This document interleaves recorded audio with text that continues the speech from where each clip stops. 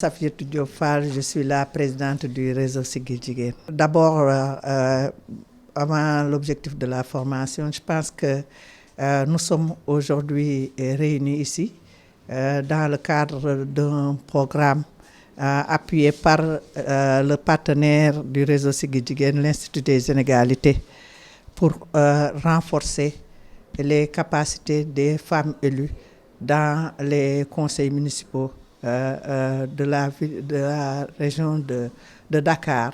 Et pour le moment, nous avons choisi 11 communes. Et parmi ces 11 communes, il y a 3 qui sont dans l'enjeu de la violence basée sur le genre. Mais ce que nous voulons faire par rapport à ce partenariat, vous le savez très bien, nous avons travaillé pendant presque une vingtaine d'années pour amener les femmes à la prise de décision à travers la loi sur la parité. Nous avons des conseils municipaux qui sont vraiment à majorité très avancés parce que nous n'avons pas encore la parité, mais au moins nous avons à l'état actuel 43% de femmes dans ces conseils. Et il ne s'agit pas d'être là pour nous, la participation des femmes. C'est un des éléments dans le cadre de notre lutte.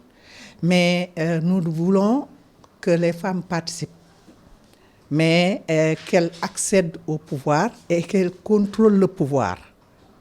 Et pour arriver au contrôle, il faut avoir la qualité de la participation. Il faut que les femmes qui siègent dans ces conseils puissent véritablement avoir toute la formation, tous les éléments requis pour assurer leur leadership et véritablement participer à la gouvernance des communautés. C'est pourquoi le réseau Siggil Jigéen a pris en charge ce programme pour renforcer les capacités de toutes les femmes élues dans les 19 communes. Mais on commence d'abord par les 11 communes et pour la thématique, nous sommes sur les VBG, les violences basées sur le genre aujourd'hui, pour que ces communes puissent avoir des plans d'action de lutte contre les violences basées sur le genre et commencer d'abord par les femmes en politique. Nous avons eu la loi sur la parité. Nous n'avons pas encore la parité, mais nous sommes très en avance sur la représentativité. Au moins 43% dans ces instances. Mais la présence des femmes dans ces instances doit être une présence de qualité. Nous sommes sur actuellement la maîtrise et le contrôle du pouvoir. Et pour cela, il faut que nous ayons vraiment des femmes bien préparées sur tous les plans. Et pour mieux asseoir la gouvernance et mieux. Parce que comme on dit très souvent, ce n'est pas du haut de toi que je m'y mette. Mais si on pousse les femmes au pouvoir, c'est pour gouverner autrement et mieux que les hommes.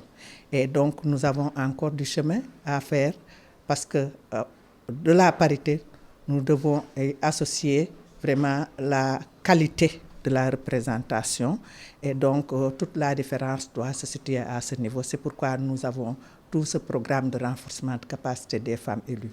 Je pense que vous connaissez déjà le combat des organisations de femmes depuis 2010, depuis l'avènement de la loi sur la parité.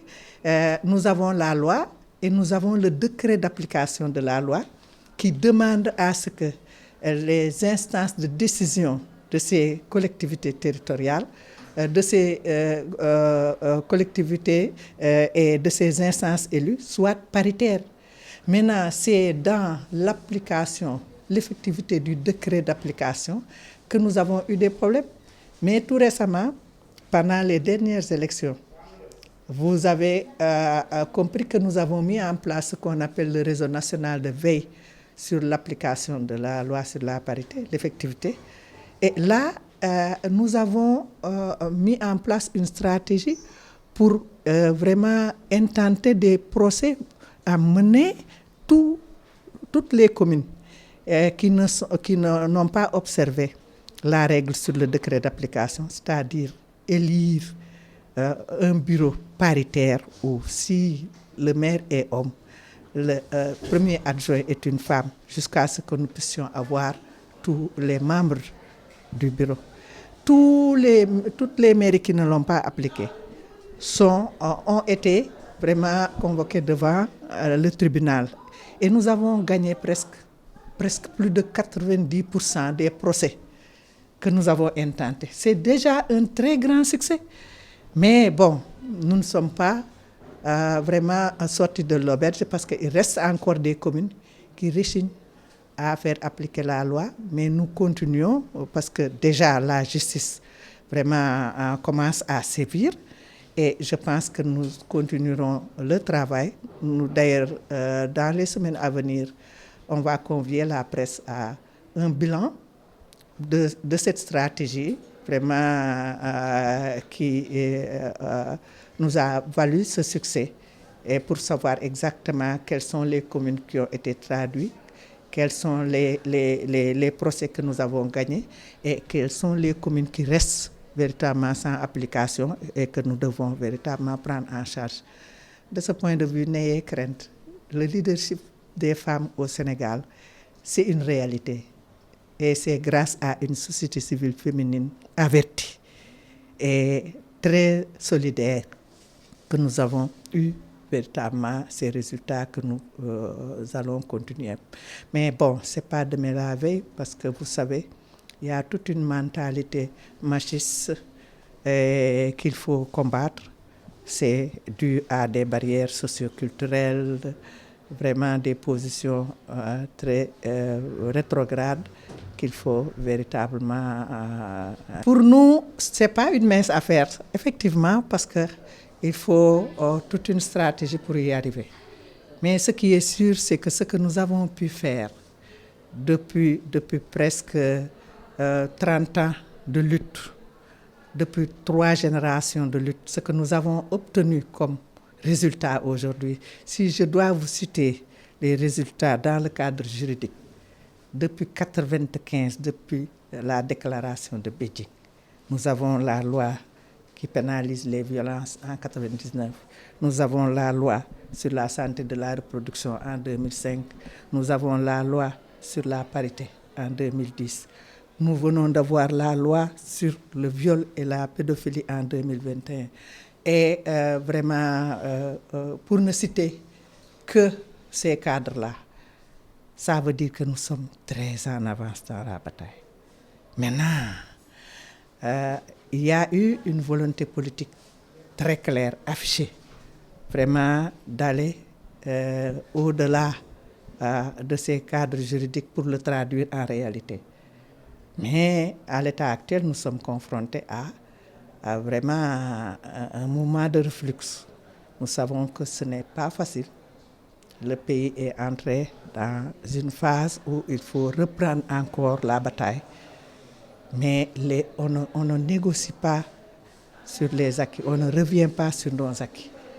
C'est l'avenir nous le dira. Le mouvement féministe féminin est prêt à continuer le combat parce que ce qui est important pour nous, c'est d'accéder à la décision, mais aussi de maîtriser le pouvoir, de le contrôler et d'en faire jouir à notre communauté. Et donc, nous n'allons pas nous arrêter à un si bon chemin.